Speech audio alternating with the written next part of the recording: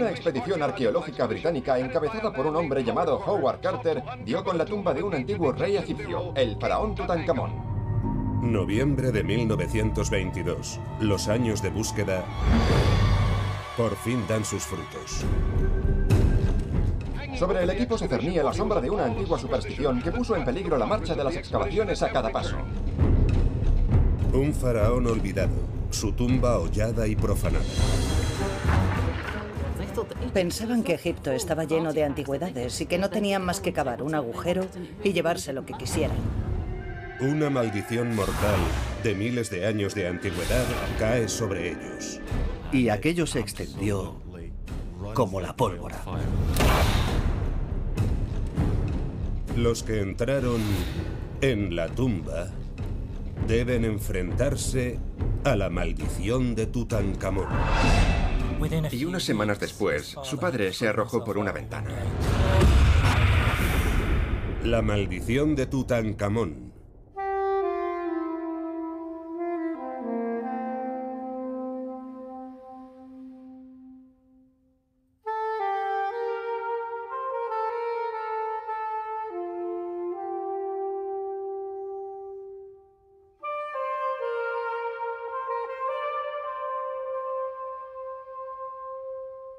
Ha pasado casi un siglo desde que se descubriera la tumba del faraón más famoso del mundo. Tutankamón.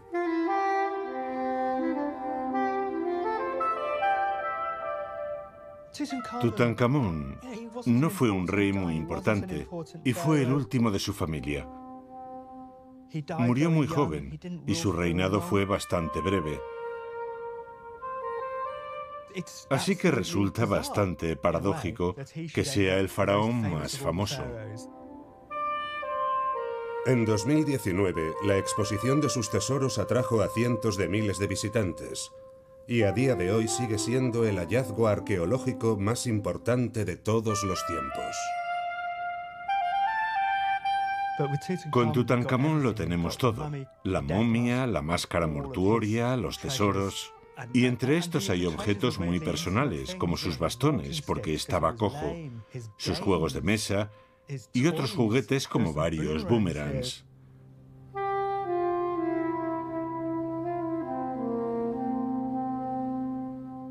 Le conocemos y le queremos.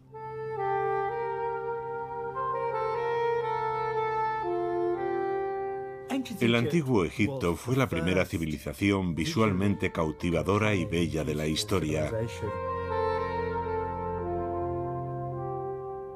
Y es increíble, porque surge en la Edad de Piedra y evoluciona a orillas del Nilo de una manera muy orgánica. Los egipcios crearon belleza, majestuosidad, grandeza, concibieron una estética sublime quizá por primera vez en la historia de la humanidad.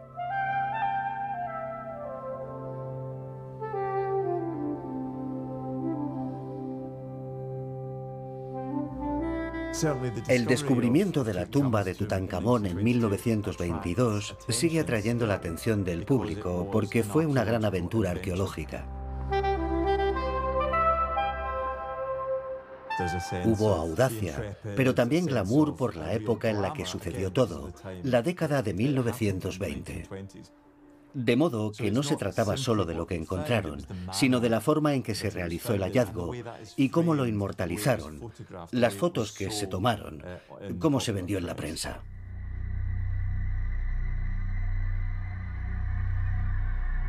Pero nuestra fascinación por Tutankamón siempre ha estado teñida de miedo e inquietud.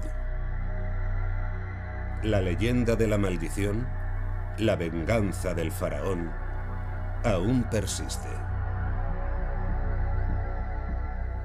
Es un arte hermoso, potente, magnífico, pero además posee algo especialmente intenso: la creencia de que estos objetos son algo más y tienen un poder mágico. Hay algo misterioso, siniestro e inexplicable en el arte egipcio y en sus momias, algo que nos hace creer en las maldiciones y en las supersticiones. El entusiasmo por el antiguo Egipto comenzó hace más de 200 años. Los europeos tenían una debilidad especial por todo lo clásico, por la Roma y la Grecia clásicas. Y pensaban que la escultura y la arquitectura egipcias eran burdas y primitivas. Pero esto cambió totalmente en 1798, cuando Napoleón invadió Egipto. Entonces se produjo un repentino reconocimiento de esta extraordinaria cultura que al parecer yacía olvidada, pudriéndose en el desierto. Y cuando las antigüedades encontradas allí comenzaron a llegar a Europa en grandes cantidades, surgió lo que ahora conocemos como egiptomanía. Es extraño, algunos fueron a Egipto y volvieron con momias. Ahora no nos iríamos de vacaciones y volveríamos con unos restos humanos como souvenir, pero por entonces sí. De hecho, se celebraban fiestas a las que acudían para ver cómo le quitaban las vendas a la momia en cuestión. Uno podía ir a la Royal Institution de Gran Bretaña en la década de 1830 y ver cómo desmontaban una momia, cómo le quitaban las vendas y la desmembraban en busca de las joyas que solían aparecer entre los vendajes.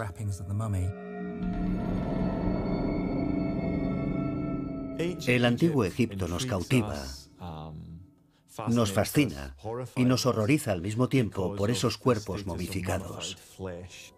Y ese hecho, poder ver, mejor o peor, el rostro de los antiguos egipcios, los cuerpos preservados de aquellas personas del pasado, colocó a esta civilización en una categoría especial y alimentó nuestra imaginación, que en cierto sentido oscilaba entre la pasión, la fascinación, pero también la aversión. A mediados del siglo XIX, la ficción popular contribuyó a fomentar esta ambigua atracción. En 1869, Louisa May Alcott, famosa principalmente por ser la autora de Mujercitas, escribió un relato corto llamado Perdido en una pirámide, donde no solo había una momia, sino también una maldición. Y desde entonces momias y maldiciones parecen ir de la mano.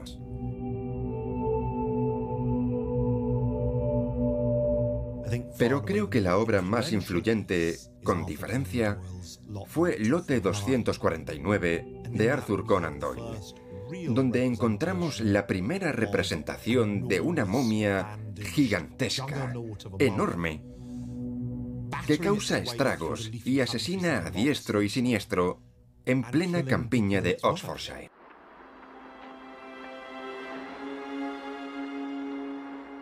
A finales del siglo XIX, el antiguo Egipto atrajo a una nueva ola de arqueólogos profesionales, entre los que se encontraba Howard Carter.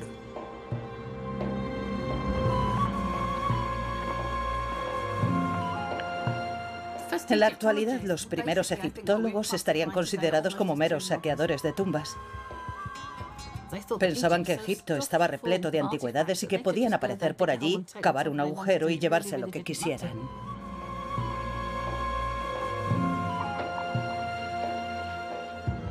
Pero cuando Howard Carter llegó a Egipto, las cosas habían cambiado, todo tenía un enfoque más científico. Y Howard Carter se adaptó muy bien a ese nuevo planteamiento de la egiptología. Sabemos que su objetivo no era arramplar con lo que encontrara sin importarle qué destrozaba en el proceso.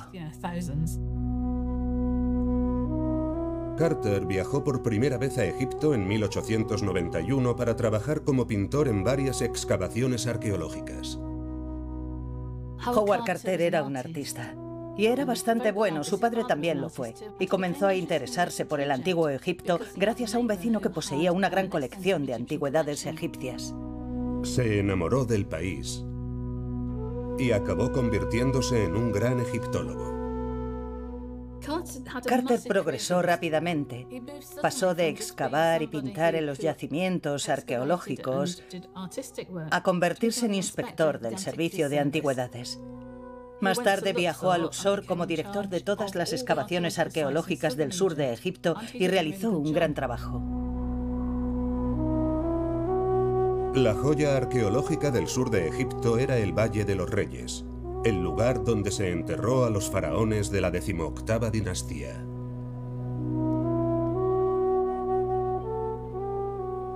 Se trata de una zona al oeste de Tebas, en la moderna Luxor. El valle está situado detrás de la cordillera de Tebas.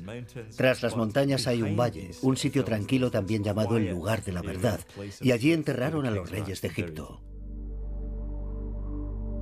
Pero los arqueólogos no encontraban gran cosa en las tumbas de los faraones.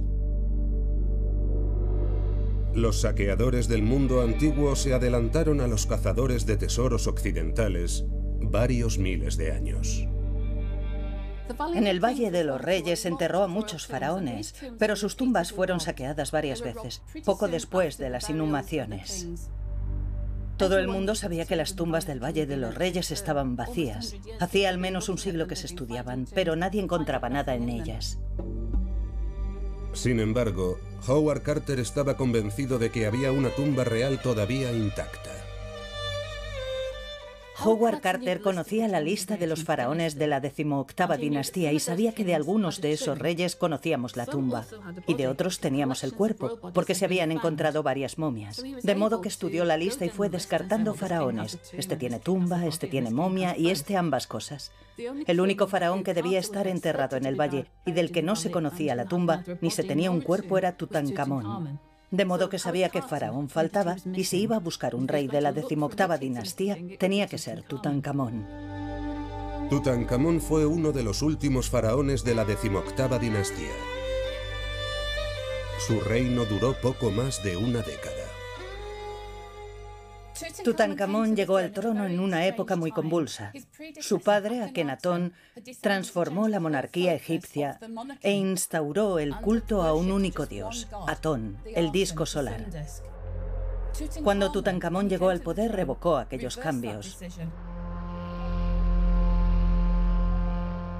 Sabemos que subió al trono a los 8 años y que al poco tiempo se reinstauraron los antiguos dioses, así que de alguna manera recuperó las antiguas tradiciones. También sabemos que se casó con su hermana o su hermanastra, pero poco más. El joven faraón muere antes de cumplir los 20. El reino de Tutankamón no cayó en el olvido. Hay estatuas del faraón y su nombre aparece por todo el reino. Pero la situación de su tumba sí se perdió. Hubo una gran inundación en el Valle de los Reyes y el fondo donde estaba Tutankamón acabó cubierto por una gruesa capa de barro y su tumba olvidada. Para dar con la tumba de Tutankamón hacía falta dinero. Y no poco. Howard Carter necesitaba un patrocinador. Se suele hablar del quinto conde de Carnarvon como el hombre que financió el trabajo de Howard Carter y contribuyó así al descubrimiento de Tutankamón, una especie de playboy que aportó mucho dinero y poco más. Tras un accidente que casi le cuesta la vida, Lord Carnarvon decidió pasar los inviernos en Egipto, que por entonces estaba bajo control británico.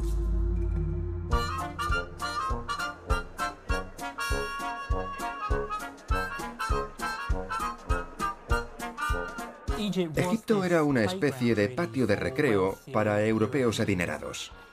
Había aristócratas, muchos periodistas, militares, escritores y gente rica y famosa.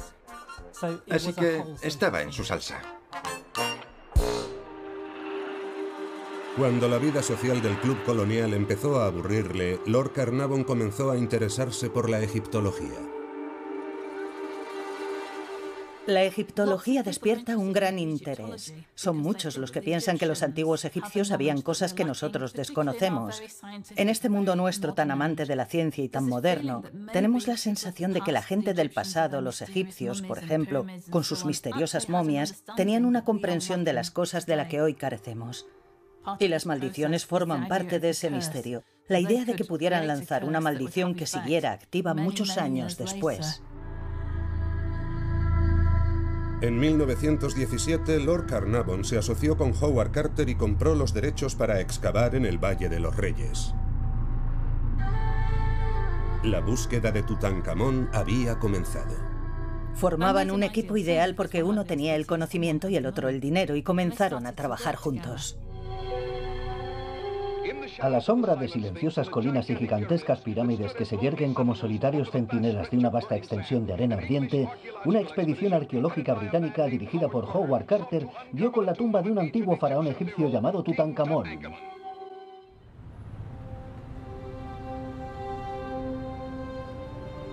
Los archivos de Howard Carter se encuentran en el Instituto Griffiths en Oxford.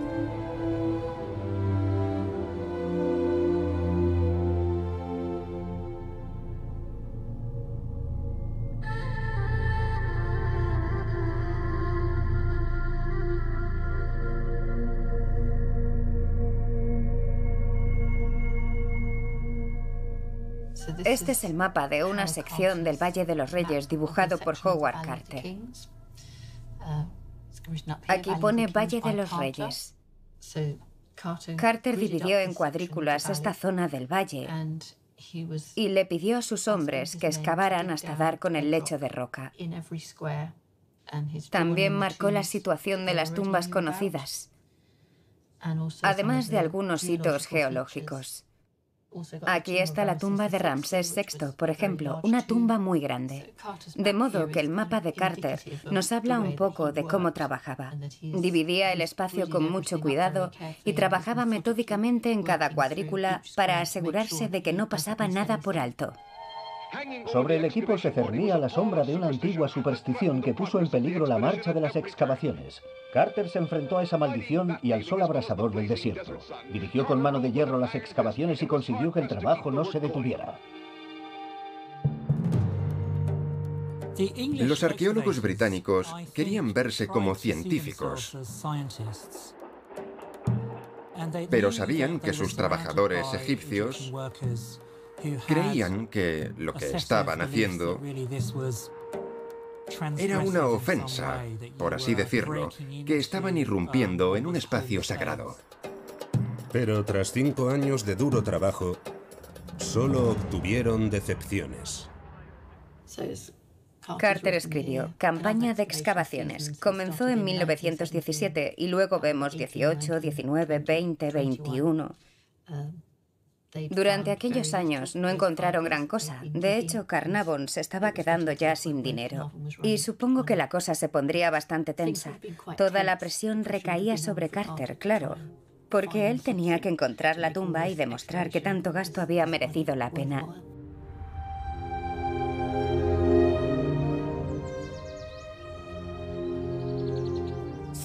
En junio de 1922, Carnarvon y Carter se reunieron aquí, probablemente en el Salón egipcio. Y entre la extraordinaria colección de tesoros egipcios, Lord Carnarvon le diría a Carter que no podía seguir financiando las excavaciones en Egipto. Aquello no podía continuar. Y Carter le contestó, solo queda una cuadrícula del mapa por excavar. Por favor, dame una última campaña, nada más. Y se ofreció a pagar la expedición. Dame la última cuadrícula y aceptaré que no queda nada en el valle.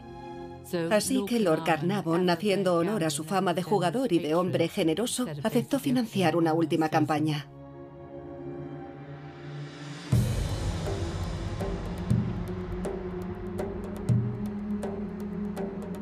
...1922 era la última oportunidad de encontrar a Tutankamón.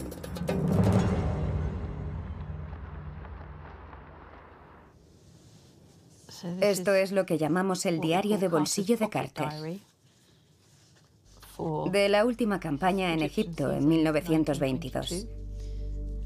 En aquel momento, Carter creía que sería su última excavación en el Valle de los Reyes.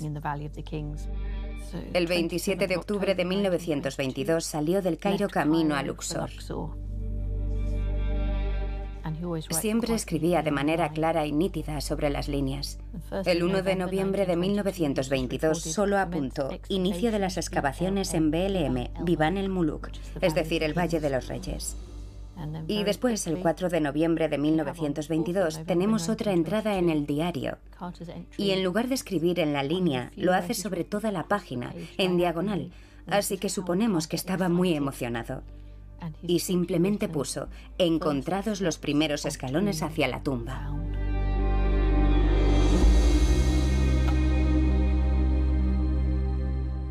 Más tarde, cuando tuvo tiempo, escribió un relato mucho más extenso de lo que había ocurrido.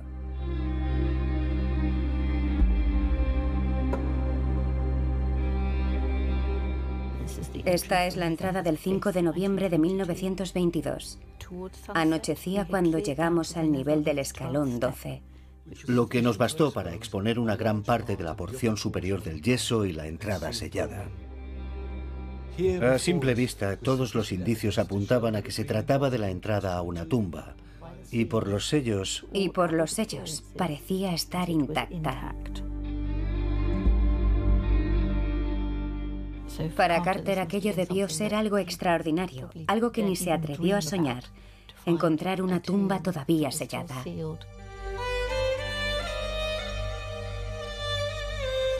Aquellos 12 escalones que descendían hasta el lecho de roca desembocaban en una puerta sellada, y esta en un pasillo que le condujo hasta otra puerta también sellada, tras la cual había una antecámara, un anexo y una cámara funeraria. Por toda la tumba encontraron referencias al faraón enterrado en su interior, Tutankamón. La mañana que Carter entró en la tumba por primera vez, se vio a un halcón sobrevolar el lugar de la excavación. Sus trabajadores egipcios lo consideraron un mal presagio. Y en 4 meses, el patrocinador, Lord Carnarvon, había muerto.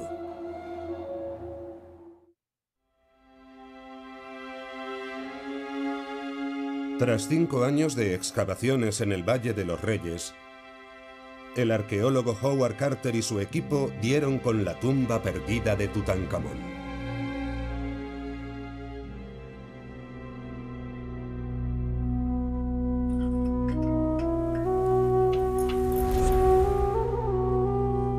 El Instituto Griffiths conserva más de 1 millar de placas fotográficas tomadas dentro de la tumba. Aquí tenemos una placa en negativo, una de las miles creadas por el fotógrafo Harry Barton, que formó parte del equipo de Carter desde el comienzo de la excavación.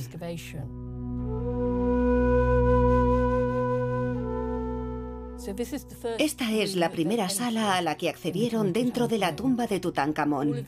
Todos estos objetos estaban tal y como los habían dejado más de 3000 años antes. Así, en el lado izquierdo, podemos ver el carro desmontado del faraón para que lo usase en el más allá. Y luego, según nos movemos hacia la derecha, vemos 2 divanes dorados o 3 divanes dorados. Y sobre ellos hay muebles apilados. Sillas, taburetes y cajas que contenían objetos propios de un rey, como ropa e incluso una especie de botiquín con medicinas. Después, si miramos debajo de los divanes, vemos que hay más muebles. Y se puede distinguir el trono del rey, muy pequeño, casi infantil. Y si avanzamos hacia el siguiente diván, vemos unas cajas ovaladas que contenían pedazos de carne.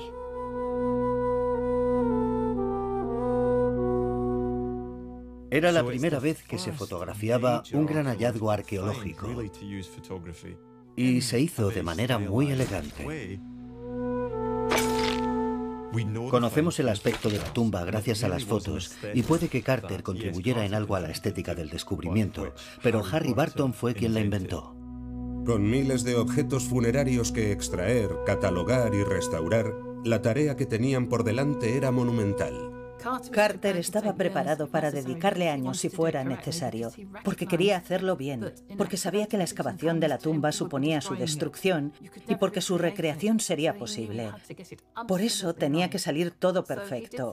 E hizo algo nuevo hasta entonces. Reunió a un grupo de expertos y trazó un plan tan meticuloso que aún podemos utilizar sus apuntes para saber qué encontró y dónde.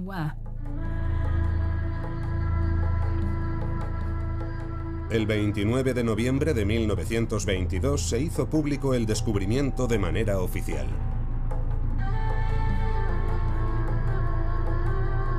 Los objetos funerarios dorados que salían a la luz cautivaron a un mundo convaleciente tras la Primera Guerra Mundial y la epidemia de gripe española.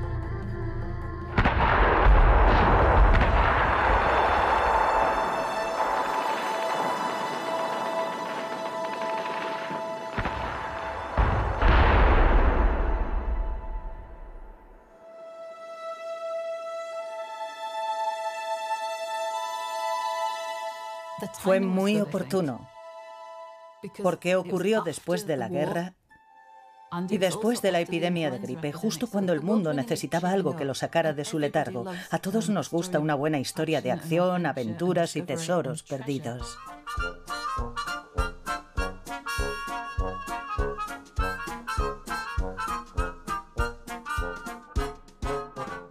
Estamos a comienzos de los años 20. Es el inicio de una era de famosos millonarios, donde las mujeres disfrutaban de nuevas libertades. Pero también hay cierta decadencia. Es la época del Gran Gatsby de Scott Fitzgerald. Y Tutankamón, con su oropel, sus riquezas y su juventud, se convierte en el faraón de la era del jazz. Los delicados objetos funerarios de más de 3000 años de antigüedad cautivaron, inspiraron y abrieron muchas mentes. Te encontrabas cara a cara frente a un rey que había estado oculto durante miles de años. Su tumba perfecta, sus tesoros intactos, aquellas maravillosas obras de arte, y todo estaba pensado para ayudar al alma, o al espíritu, a realizar su viaje a la otra vida. No había nada que los egipcios no pudieran hacer, y queda patente cuando uno contempla el tesoro de Tutankamón. Es como una cápsula del tiempo de un país de las maravillas artístico perdido que debió ser increíble.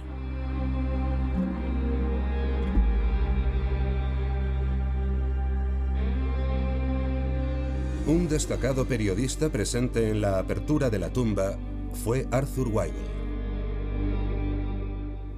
Arthur Weigel era un egiptólogo rival de Howard Carter y durante años estuvo contando historias sobre el Valle de los Reyes, sobre fantasmas y sobre misteriosos sucesos asociados con algunas tumbas. Así que estaba perfectamente capacitado para contar la historia de Tutankamón. El Daily Mail lo contrató cuando se hizo público el hallazgo de la tumba. Le encargaron que viajara allí y escribiera cuantas más historias mejor relacionadas con aquel evento. Era una especie de autoridad, un experto, pero también alguien que comprendía que las historias sensacionalistas se venden muy bien. Cuando Carnarvon acude a la apertura de la tumba, su actitud es tan chulesca, soberbia y también despreocupada, que Arthur Weigel, el reportero que estaba allí para cubrir la noticia, dijo: como siga así, tendrá suerte si vive 6 semanas más. Aquel fue el comienzo. Weigel plantó el germen de la leyenda. Aquel comentario improvisado de Weigel se convirtió en profético.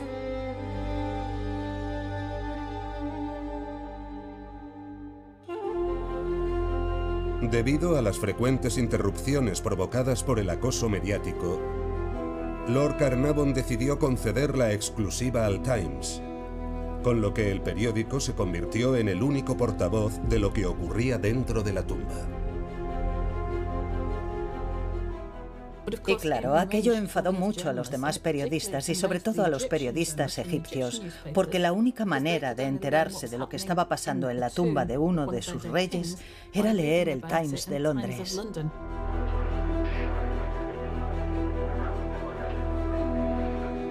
Se monta todo un circo mediático que no tiene acceso a la información.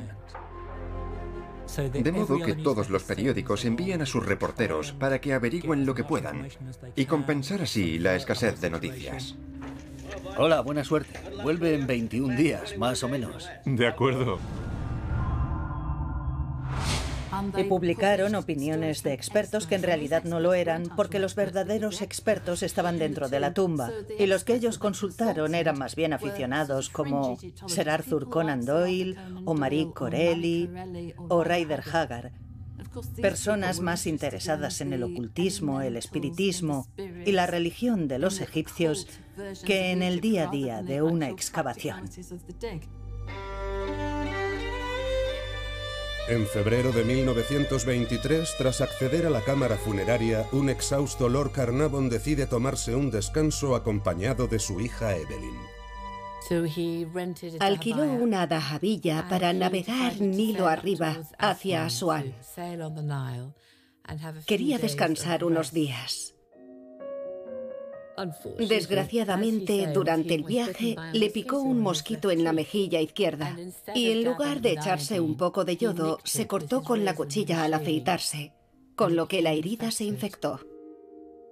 Evelyn llevó a su padre de vuelta a Luxor, donde su situación empeoró.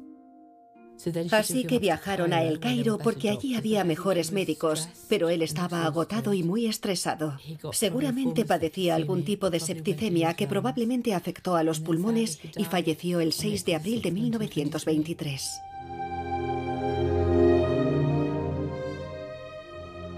La noche de su muerte, El Cairo se sumió en la oscuridad total.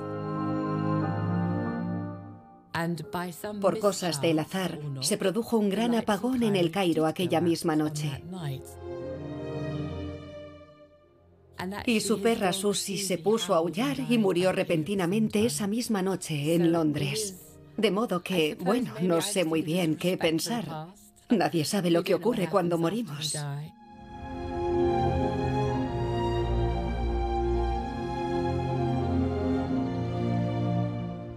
Es muy triste que Lord Carnarvon muriera sin llegar a celebrar su gran triunfo. Había hecho uno de los mayores descubrimientos de la historia. Con la repentina muerte de Lord Carnarvon, la prensa, excluida de toda información sobre las excavaciones, ahora tenía algo que explotar. Noticias de Egipto. Los curiosos se agolpan alrededor de la tumba, atraídos tanto por la legendaria maldición como por la oportunidad de adentrarse en una construcción del pasado remoto. Místicos de todo el mundo, liderados por Sir Arthur Conan Doyle, el creador de Sherlock Holmes, afirman que la tumba está maldita y alertan a sus profanadores. Es difícil imaginar un caldo de cultivo mejor para dar credibilidad a la historia de la maldición. Sobre todo con la muerte de Lord Carnarvon en 1923, al poco de descubrir la tumba. Además, encajaba bien con esa idea preconcebida de misterio y peligro. Y claro, la historia se propagó como la pólvora gracias a la prensa. En el Valle de las Tumbas, Howard Carter y su equipo descubrieron la tumba del rey Tutankamón en 1922. En la cripta del faraón había una inscripción: la muerte llegará pronto a aquel que perturbe el reposo del faraón.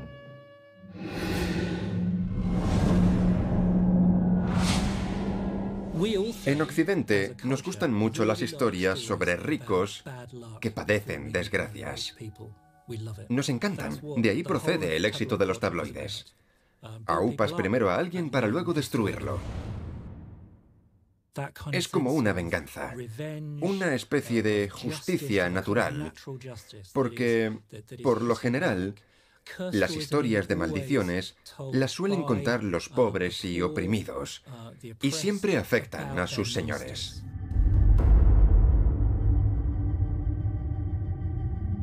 Cuando se extrajo el cuerpo de Tutankamón de la cámara funeraria, cada vez más personas estaban ya convencidas de que Carnarvon había pagado con su vida la osadía de perturbar la paz del faraón. Solo cuando se descubrió el cuerpo resultó evidente que aquella era la momia de un hombre joven. Y con el final de la Primera Guerra Mundial tan cerca, resultaba fácil identificarse con él.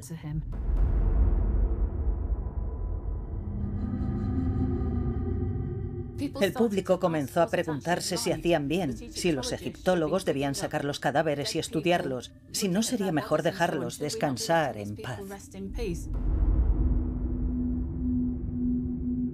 La guerra también aumentó el interés popular por el espiritismo.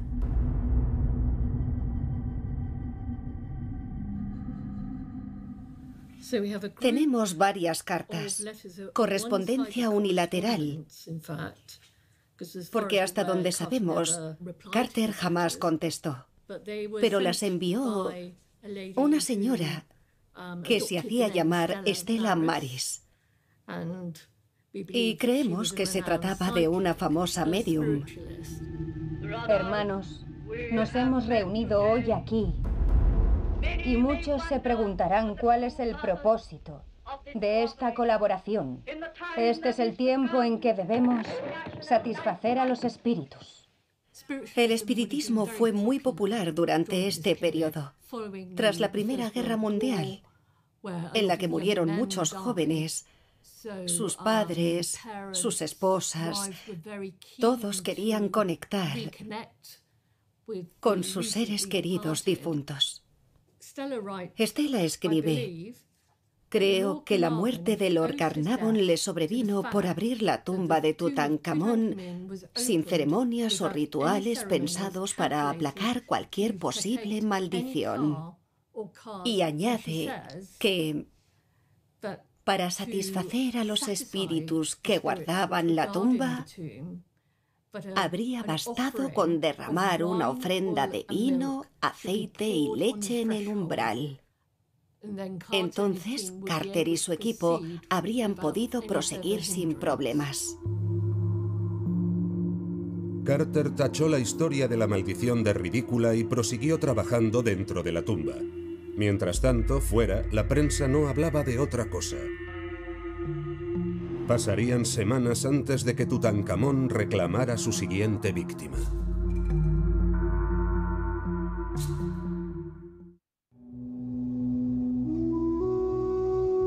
El descubrimiento de la tumba de Tutankamón quedó empañado por los rumores de la maldición, y las supuestas víctimas del faraón coparon los titulares en periódicos de todo el mundo. En mayo de 1923, George J. Gould, un magnate del ferrocarril estadounidense, falleció de neumonía tras visitar la tumba. Y en julio de ese mismo año, el playboy egipcio Ali Fahmy Bey murió en el Hotel Savoy por los disparos de su mujer tras bajar al sepulcro del faraón.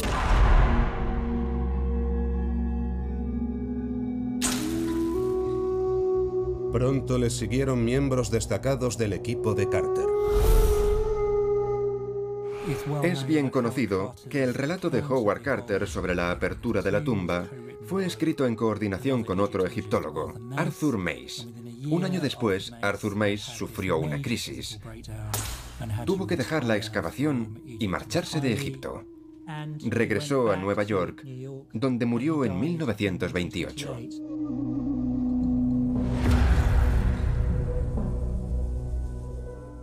La persona que trabajó con Howard Carter para radiografiar y fotografiar algunos de los objetos del ajuar funerario, Sir Archibald Reed, murió en enero de 1924. Y luego está el caso de un egiptólogo francés, un gran experto llamado Georges Benedict, que cuando se disponía a inspeccionar la tumba, resbaló en los escalones y murió en 1926. Otros pronto les seguirán. El secretario de Lord Carnarvon se llamaba Richard Bethel y murió en misteriosas circunstancias en 1929. Se dijo que se suicidó en su club de Londres. Pero el gran valedor de la historia de la maldición fue su padre, que al enterarse de la noticia, comenzó a gritar: «Es la maldición de la momia, la maldición de la momia». Y solo unas semanas después, el padre se arrojó por una ventana y murió también.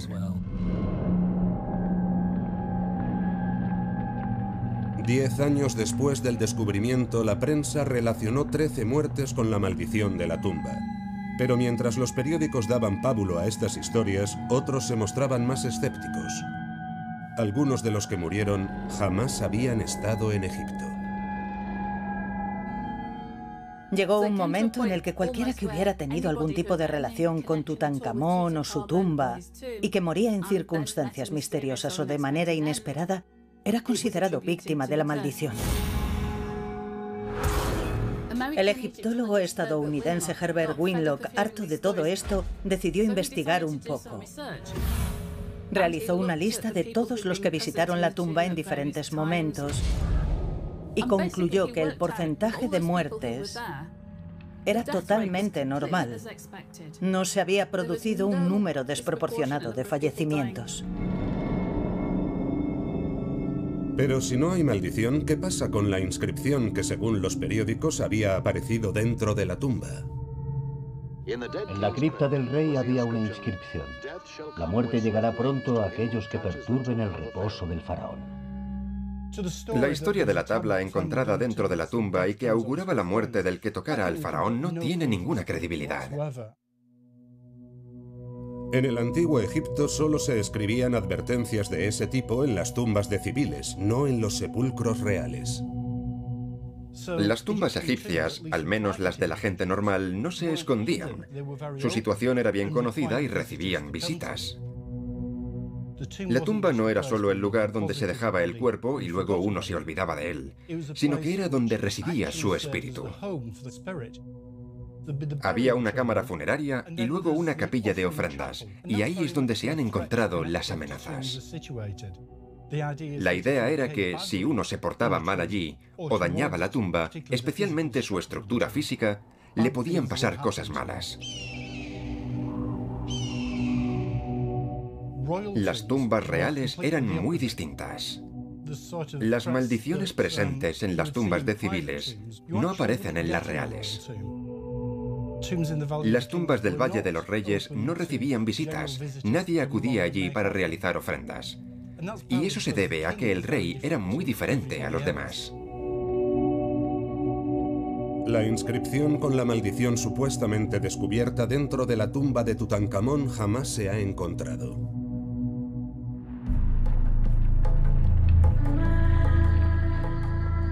Howard Carter tardó 10 años en extraer todos los objetos funerarios de la tumba.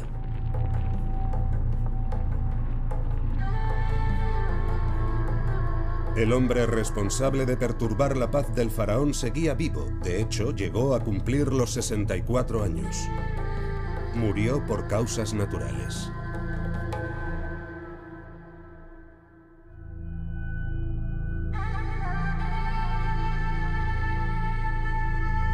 Durante casi 100 años, las historias sobre la maldición han estado ligadas a nuestra fascinación por Tutankamón. Y aunque el ajuar funerario regresó a Egipto, las leyendas sobre su poder mágico siguen muy vivas.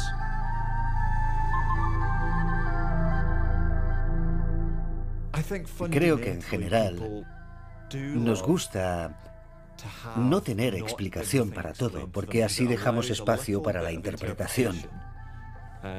Y ahí es donde entran las historias de fantasmas, de maldiciones. Y mientras se deje ese espacio en la narrativa, la leyenda de la maldición coexistirá junto con la explicación racional. Y eso es lo que, en parte, mantiene vivo el interés por el antiguo Egipto.